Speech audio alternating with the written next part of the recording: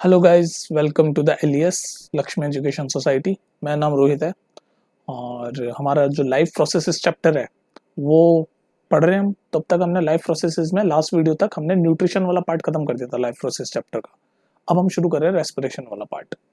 ठीक है, हम पार्ट बाय पार्ट पढ़ते जा रहे हैं। तो न्यूट्रिशन वाला उम्मीद कर रहा हूँ आपने न्यूट्रिशन की आपने सारी वीडियोस देख ली और समझ लिया अच्छे से, क्योंकि वो बहुत इंपॉर्टेंट है, बहुत सारे क्वेश्चंस बनते हैं। आज हम कर रहे हैं लाइफ प्रोसेस का रेस्पिरेशन वाला पार्ट। तो सबसे पहला टॉपिक तो यही है कि भाई रेस्पिरेशन है क्या, व्हाट इज रेस्पिरेशन। भाई लाइफ प्रोसेस में रेस्पिरेशन पढ़ रहे हैं तो रेस्पिरेशन क्या होता है वो तो सीखे। सबसे पहले बेसिक से चलते हैं। तो रेस्पिरेशन क्या होता है, आसान भाषा में पहले मैं बता देता हूँ, फिर डेफिनेशन बताऊंगा। रेस्पिरेशन आसान भाषा में यह है, हमने जो खाना खाया, सुनो आसान भाषा में पहले समझ लिया करो ताकि फिर जो बुकिश टर्म है उसको समझने में आसानी होती है। तो रेस्पिरेशन क्या होता है, हम जो खाना खाते हैं वो जो हम खाना खाते हैं उस खाने को ऑक्सीडेशन ऑक्सीडेट उस खाने का ऑक्सीडाइज हो जाना, मतलब उसके अंदर ऑक्सीडेशन रिएक्शन हो जाना, और उस ऑक्सीडेशन रिएक्शन की वजह से एनर्जी रिलीज होना, इसी प्रोसेस को हम रेस्पिरेशन बोलते हैं। दोबारा बोलता हूँ, गौर से सुनो। जो भी हम खाना खाते हैं, जो भी हम फूड लेते हैं, जो भी हम न्यूट्रिशन लेते हैं, वो अगर ऑक्सीडाइज हो जाए और उसमें से एनर्जी रिलीज हो जाए, इसी वो एनर्जी क्या करती है, दूसरा काम, सारी एक्टिविटीज करती है। भाई बेसिकली हम खाना क्यों खाते हैं, ताकि हमें एनर्जी रहे, हमारी बॉडी के सारे काम होते रहें, इसलिए खाना खाते हैं ना। खाना का बेसिक पर्पस क्या है लाइफ में, to provide energy to the body, है ना। तो रेस्पिरेशन वही है कि रेस्पिरेशन में जो हम खाना खाते हैं उसका ऑक्सीडेशन हो जाता है, ऑक्सीडाइज हो जाता है वो फूड, और एनर्जी रिलीज हो जाती है। इसी प्रोसेस को हम बोलते हैं रेस्पिरेशन। ठीक है, अब इसको हम डेफिनेशन से समझते हैं और क्लियरली। तो मैंने आपको आसान भाषा में समझा दिया। चलो ये पढ़ो definition. Respiration is a process by which food taken through the process of nutrition gets oxidise and release energy for performing various activities. वही है ना जो मैंने बताया था कि भाई रेस्पिरेशन एक प्रोसेस है जिसमें हम जो फूड लेते हैं न्यूट्रिशन के तौर पे वो ऑक्सीडाइज हो जाता है, ऑक्सीडाइज हो जाता है। ठीक है, और ऑक्सीडाइज कैसे होता है, जो हमारे एटमॉस्फेयर में एयर है वो इनहेल जब हम करते हैं तो वही ऑक्सीजन जो है, जो ऑक्सीजन हम अंदर लेते हैं वही ऑक्सीडाइज कर देता है इस फूड को, और एनर्जी रिलीज हो जाती है। और यही एनर्जी जो रिलीज हुई है ये आपके वेरियस एक्टिविटी परफॉर्म करती है बॉडी के अंदर, हर टाइप की एक्टिविटी, और इसी पूरे प्रोसेस को हम बोलते हैं रेस्पिरेशन। ठीक है, बात समझ में आ गई। तो इसको अगर हम इक्वेशन से आसान भाषा में समझाने की कोशिश करूँ तो ऐसे है, ये फूड है हमारा, फूड के अंदर ऑक्सीडेशन, ऑक्सीडाइज होने का मतलब क्या है, ऑक्सीजन का ऐड होना। केमिकल रिएक्शन चैप्टर याद है ना, सारी चीजें कनेक्टेड है, इसलिए बोलते हैं कॉन्सेप्ट बनाओ, रटो मत। ऑक्सीडेशन क्या होता है, मतलब जब ऑक्सीडेशन, जब हम केमिकल रिएक्शन चैप्टर पढ़ रहे थे, पहला चैप्टर आपका 10th का ही, तो उसमें क्या बताया था मैंने, ऑक्सीडेशन का मतलब क्या होता है। ऑक्सीडेशन का मतलब होता है जब आप ऑक्सीजन मॉलिक्यूल ऐड कर दो। तो यहाँ फूड में जब ऑक्सीजन मॉलिक्यूल ऐड किया, एयर में जब हमने सांस ली, ठीक है, तो फूड प्लस ऑक्सीजन से क्या बना, कार्बन डाइऑक्साइड रिलीज हुआ, और वाटर, जो कि जो मॉइस्ट, अब आप सांस बाहर छोड़े से थोड़ी सी मॉइस्चर दिख रहा है ना, वो मॉइस्चर ही ये वाटर है, प्लस एनर्जी, एनर्जी रिलीज होती है। तो बेसिकली ये इक्वेशन जो आपकी है, ये आपकी इक्वेशन क्या है, ये इक्वेशन आपकी रेस्पिरेशन के लिए आप बोल सकते हो। ये कंप्लीट प्रोसेस बता रही है आपको आसान भाषा में कि फूड ऑक्सीडाइज हो गया, ये ऑक्सीडाइज हो गया, ऑक्सीजन ऐड हो गया मतलब ऑक्सीडाइज हो गया फूड, और तो उसने क्या निकाला, ये क्या बना उससे, CO2, वाटर, और एनर्जी रिलीज हो गई। ठीक है, तो ये है पूरा प्रोसेस रेस्पिरेशन का। अच्छा, अब एक ये टर्म बता देता हूँ, इतना इंपॉर्टेंट नहीं है। एक टर्म होता है जिसका नाम है रेस्पिरेटरी सबस्ट्रेट। ये टर्म इसलिए बताते हुए चल रहा हूँ मैं ताकि कहीं आपको दिखे तो आप कंफ्यूज मत हो। रेस्पिरेटरी सबस्ट्रेट मतलब क्या है, बस ये टर्म है, एक बायोलॉजिकल टर्म है, रेस्पिरेटरी सबस्ट्रेट। इसका मतलब ये है कि जो भी सब्सटेंस का ब्रेकडाउन हो रहा होता है ना, मतलब बेसिकली जो हमने हमने क्या बोला, ये फूड जो है वो ऑक्सीडाइज हो गया। तो जो चीज ऑक्सीडाइज हो रही है, ऐसे बोल रहे हैं, या फिर ब्रेक डाउन हो रहा है, भाई बेसिकली ब्रेक डाउन होगी तो एनर्जी बन रही है, फूड का ब्रेक डाउन हो जाता है, ऑक्सीडेशन होके ब्रेक डाउन हो जाता है और एनर्जी बन जाती है। तो बेसिकली जिस चीज का ब्रेक डाउन हो रहा होता है उस चीज को हम बोलते हैं रेस्पिरेटरी सबस्ट्रेट। तो इस केस में रेस्पिरेटरी सबस्ट्रेट क्या है, फूड। तो जनरली हम क्या बोलते हैं, फूड को ग्लूकोज, ग्लूकोज बोलते हैं। ठीक है, इससे घबराने वाली बात नहीं है, बस ये टर्म है जो मैं समझाना चाह रहा था। रेस्पिरेटरी सबस्ट्रेट वो होता है जिस चीज के अंदर ऑक्सीडेशन हो रहा होता है, या जो चीज ब्रेक होकर एनर्जी बनती है। तो फूड ही ब्रेक होकर, हम जब फूड खाते हैं तो उसका ब्रेक डाउन होता है और एनर्जी बन जाती है। तो यानी इस केस में हमारा फूड जो है वो रेस्पिरेटरी सबस्ट्रेट है, ये सिर्फ एक टर्म है। ठीक है, तो ये समझा दिया मैंने आपको। अब देखो, इसी बेसिस पे रेस्पिरेशन है ना, दो टाइप की होती है। रेस्पिरेशन कितने टाइप की होती है, दो टाइप की।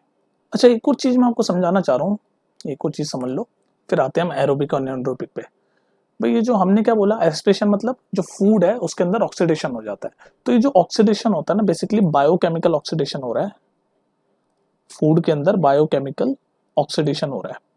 हमने क्या बोला, ये मैंने बताया ना अभी यार, कंफ्यूज मत होना, ये फूड का ऑक्सीडेशन हो गया, ऑक्सीजन ऐड हो गया मतलब ऑक्सीडेशन हो गया फूड का, और उसमें एनर्जी रिलीज हो गई। तो ये जो होता है, ये बायोकेमिकल ऑक्सीडेशन ऑफ फूड जो होता है, ये सेलुलर लेवल पे होता है। सेलुलर लेवल मतलब सेल्स के अंदर होता है। हमारी बॉडी क्या है, फुल ऑफ सेल्स से बनी है ना, बिलियंस ऑफ सेल्स है हमारी बॉडी में। तो ये जो ऑक्सीडेशन ऑफ फूड होता है किस पे होता है, सेलुलर लेवल पे होता है, सेलुलर लेवल पे, ठीक है।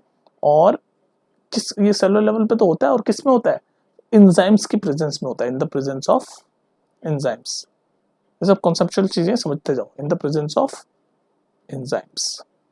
समझ आ रही बात भाई? मैंने आपको पहले तो यहाँ पर सिर्फ सादी सादी डेफिनेशन बता दी कि भाई रेस्पिरेशन मतलब फूड का ऑक्सीडेशन होना और एनर्जी रिलीज होना, उसी प्रोसेस को हम बोलते हैं रेस्पिरेशन, ठीक है। इतनी बात है, और ये क्वेश्चन से समझाया भी। अब मैं आपको थोड़ा सा डिटेल में चीज समझा रहा हूँ कि बायोकेमिकल ऑक्सीडेशन ऑफ फूड जो होता है ये सेलुलर लेवल पे होता है। हमारी बॉडी में सेल्स है ना, तो सेल के अंदर अंदर हो रहा होता है, ये सेलुलर लेवल पे होता है। और किसकी प्रेजेंस में होता है, एंजाइम्स की प्रेजेंस में होता है, in the presence of enzymes. और साथ में जो टेम्परेचर होता है ना एक स्पेसिफिक टेम्परेचर में भी होता है साथ में, हम ये बोल सकते हैं at specific temperature, specific temperature in the cell, in the cell. ये बात समझ में आ गई, कॉन्सेप्ट आपको समझ आ गया?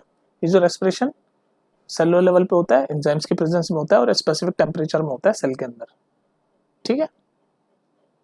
अब देखो, अब बात ऐसी है कि कुछ ऑर्गेनिजम्स, मतलब कुछ जीव जंतु या कुछ ऑर्गेनिजम्स जो ये जो फूड का ऑक्सीडेशन करते हैं, ब्रेक डाउन करते हैं। कंफ्यूज मत होना, दोनों एक ही बात है।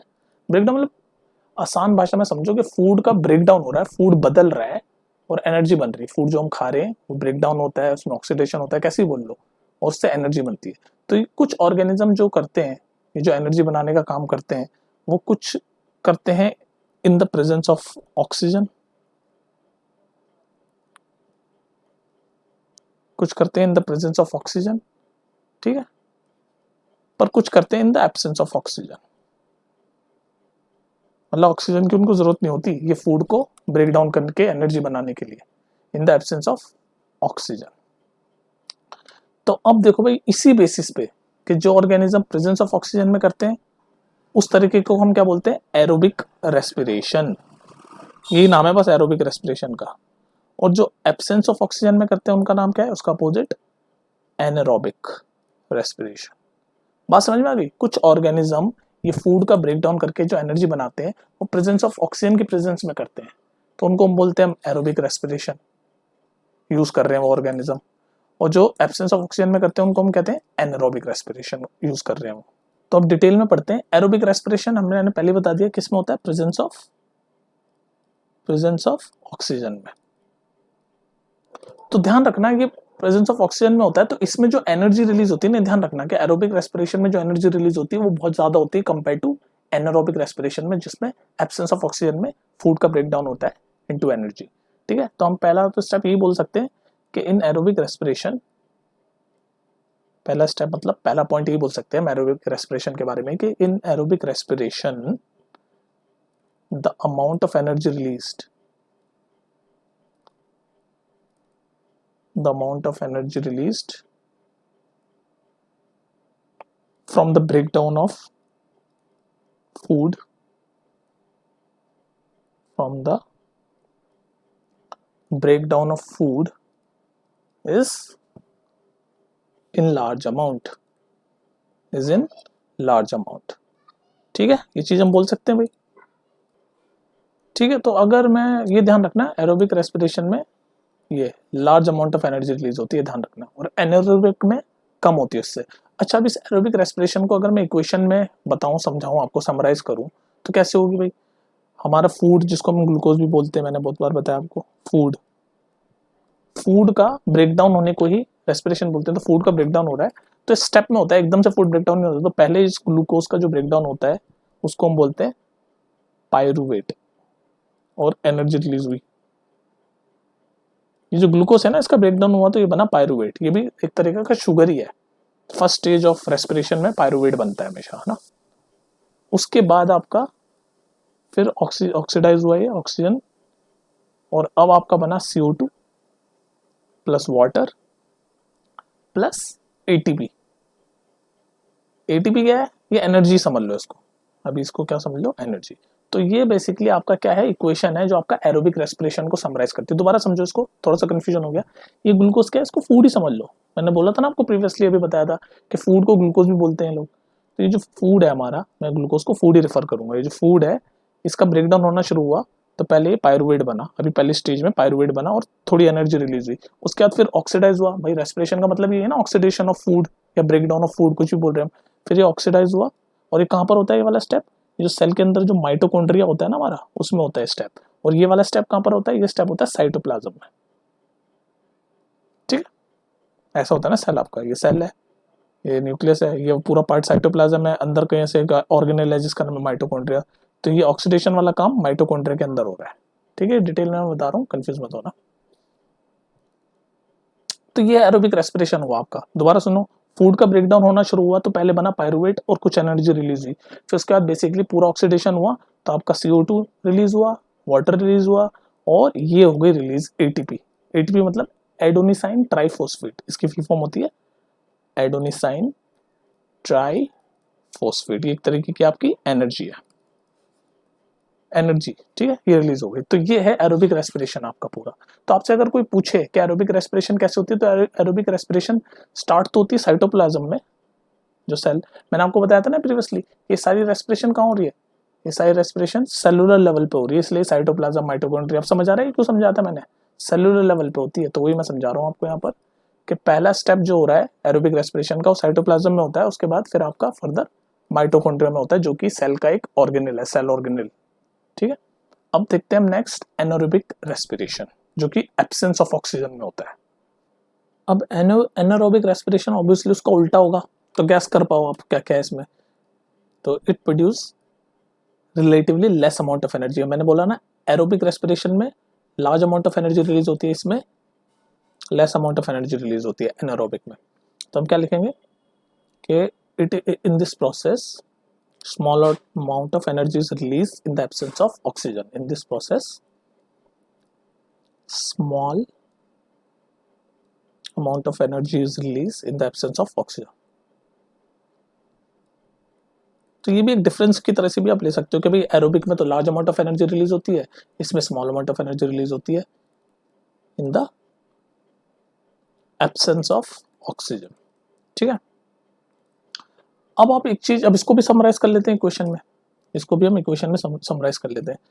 तो अगर मैं इसको इक्वेशन में समराइज करूं, पर उससे पहले आपको एक चीज जाननी पड़ेगी कि जो ये एरोबिक रेस्पिरेशन है जो मैंने पढ़ाया, ये मोस्टली हमारे ऑल द, मतलब जितने भी मोस्टली प्लांट्स हैं वो सब एरोबिक रेस्पिरेशन करते हैं, मोस्टली एनिमल्स हैं वो सब एरोबिक रेस्पिरेशन करते हैं।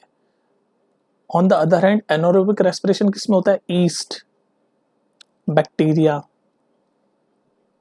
ये सब क्या करते हैं, एनारोबिक एक्सपिरेशन करते हैं, मतलब एनारोबिक रेस्पिरेशन करते हैं in the absence of oxygen, east, bacteria वगैरह। बेसिकली माइक्रो ऑर्गेनिज्म, जो भी माइक्रो ऑर्गेनिजम्स होते हैं ना, छोटे ऑर्गेनिजम्स, बैक्टीरिया वगैरह, ये सब क्या करते हैं, किस तरह की रेस्पिरेशन करते हैं, एनारोबिक रेस्पिरेशन करते हैं। अब इसको एनारोबिक रेस्पिरेशन, ये जो माइक्रो ऑर्गेनिज्म में हो रही है ना, ये बेसिकली इसका दूसरा नाम आप ये बोल सकते हो फर्मेंटेशन। क्योंकि माइक्रो ऑर्गेनिज्म है तो उनके अंदर रेस्पिरेशन बोलना सही नहीं है, मतलब बोल सकते हैं, हम बोल रहे हैं एनारोबिक रेस्पिरेशन, पर बेसिकली माइक्रो ऑर्गेनिज्म में क्या बोलते हैं हम इसको, फर्मेंटेशन।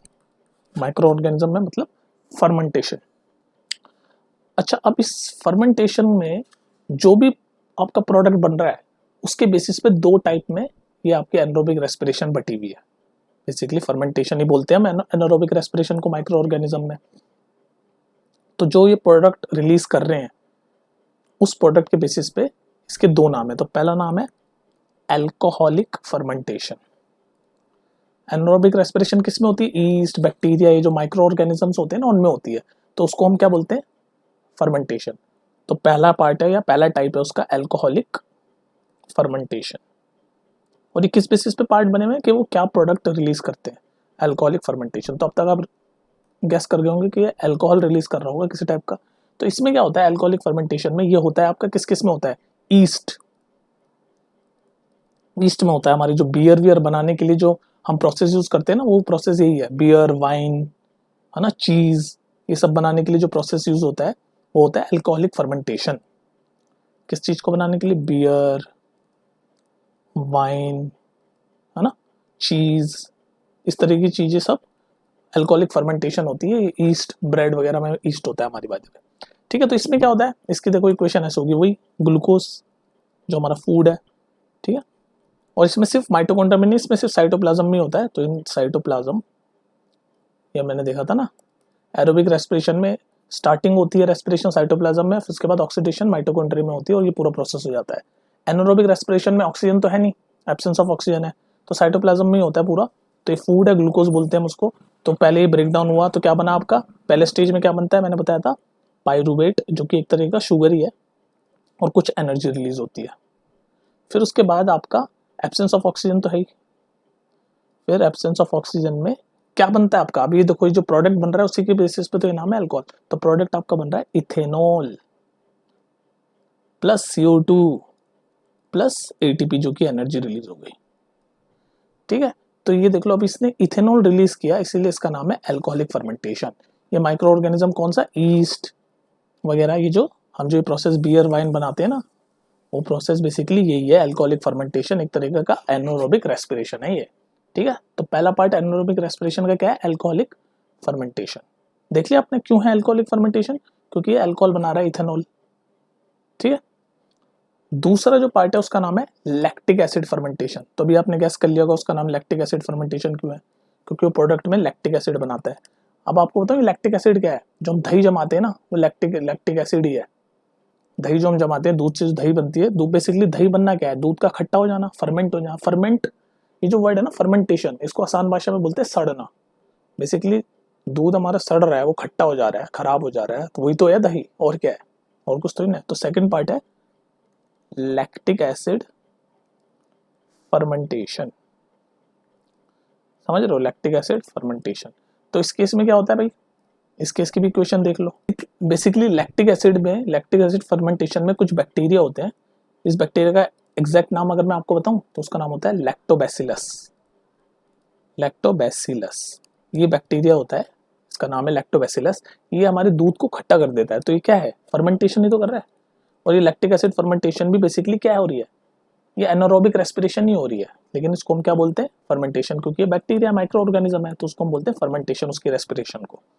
तो इस केस में क्या होता है भाई, वही सेम आपका ग्लूकोज, आपका जो फूड है ना, इसका ब्रेकडाउन शुरू हुआ तो पहले स्टेप में क्या ब्रेकडाउन होता है उसका, पायरूवेट, और कुछ एनर्जी रिलीज होती है।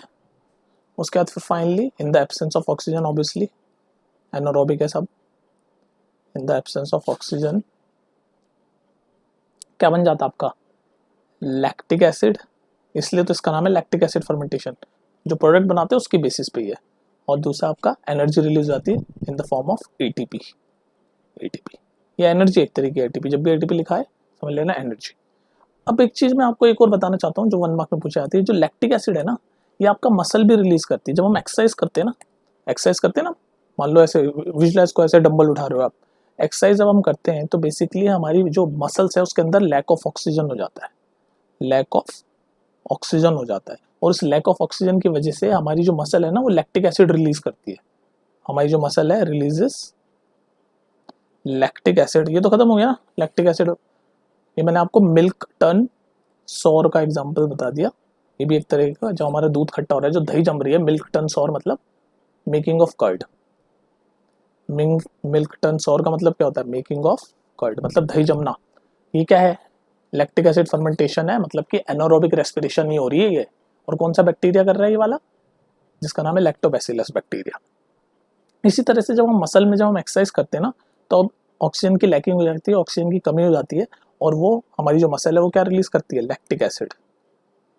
ये लैक्टिक एसिड रिलीज करती है। तो आपसे अगर ये पूछ सकता है कोई कि आपके मसल में, ह्यूमन मसल में कौन सा रेस्पिरेशन हो रहा है, तो आप बोलोगे एनारोबिक रेस्पिरेशन हो रहा है, और वो भी कौन सा वाला, ये वाला लैक्टिक एसिड वाला।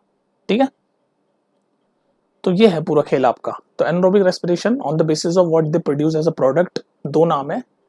कौन कौन से नाम? अल्कोहलिक फर्मेंटेशन और लैक्टिक एसिड फर्मेंटेशन। और देख लो लैक्टिक एसिड फर्मेंटेशन कौन कर रहा है? बैक्टीरिया जिसका नाम है लैक्टोबैसिलस। और एग्जांपल देख लिया हमने दही जमने वाला, मिल्क टन्स, और ये मसल वाला एग्जांपल देख लिया। और जो हमने प्रीवियसली पढ़ा था अल्कोहल फर्मेंटेशन का, वो कौन कर रहा था? ईस्ट कर रहा था अल्कोहलिक फर्मेंटेशन, उसमें इथेनॉल बन रहा था हमारा। और ये अल्कोहलिक फर्मेंटेशन हम किस लिए यूज करते हैं? बियर बनाने के लिए, वाइन बनाने के लिए, चीज बनाने के लिए। ठीक है, तो ये सब क्वेश्चन आपसे पूछे जा सकते हैं। अब इसको थोड़ा समराइज करते हैं। तो हमने बेसिकली एरोबिक और एनारोबिक रेस्पिरेशन कैसे पढ़ा? हमने ऐसे पढ़ा भाई, हमारा फूड है, ये फूड है हमारा ग्लूकोज। ग्लूकोज हमारा क्या है? फूड है। तो क्या बोल रहा था मैं? ग्लूकोज, ये जो ग्लूकोज है हमारा फूड है।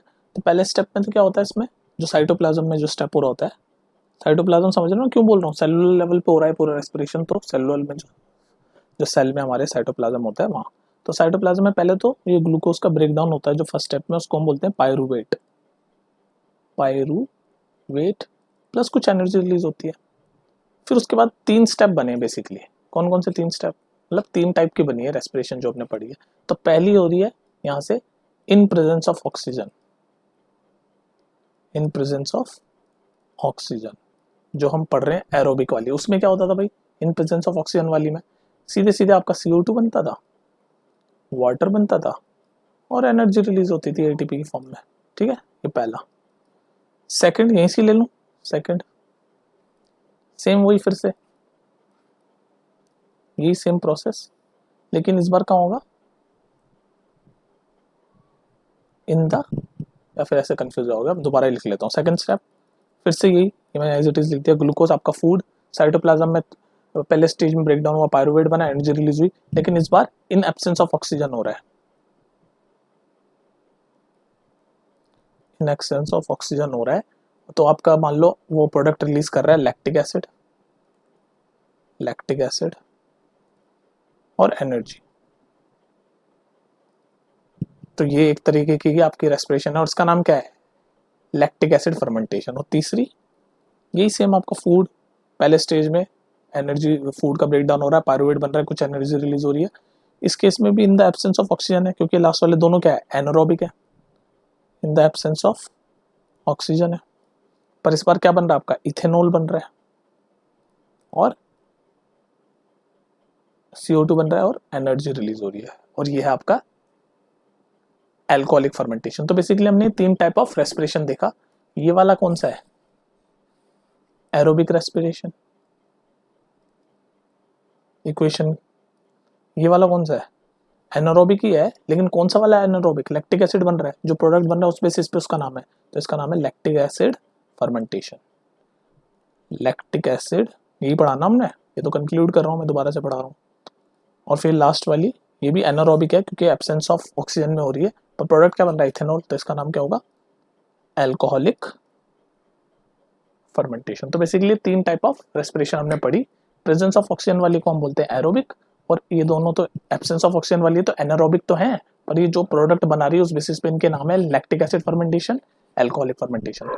नाम भी देख लो, लैक्टिक एसिड फर्मेंटेशन बैक्टीरिया होती है, और इसका एग्जांपल है जो हमारी कर्ड जमती है। अल्कोहलिक फर्मेंटेशन का एग्जांपल ये है कि भाई हम जो वाइन, बियर, चीज बनाते हैं, और ये किस में, कौन सा ऑर्गेनिज्म कर रहा है? Micro organism, east. ये दोनों टाइप के रेस्पिरेशन किस में होती है? माइक्रो ऑर्गेनिजम्स में, ये भी समझ लो। और ये ऊपर वाली किस में होती है? सारे मोस्ट ऑफ द प्लांट्स में, एनिमल्स में ये होती है। और ध्यान रखना, ये लैक्टिक एसिड ह्यूमन मसल में भी होती है, 1 मार्क में पूछा आ सकता है ये वाली रेस्पिरेशन। ठीक है गाइस, तो ये पूरा आपका रेस्पिरेशन हो गया, एरोबिक, एनारोबिक सब। अब हम नेक्स्ट पढ़ेंगे कि जो हमारे प्लांट्स हैं उनके अंदर एक्सचेंज ऑफ गैसेस कैसे होती है। ठीक है, वो पढ़ेंगे नेक्स्ट वीडियो में, तो देखते जाओ, इंपॉर्टेंट है ये चैप्टर पूरा। मिलते हैं फिर नेक्स्ट वीडियो में, टेक केयर।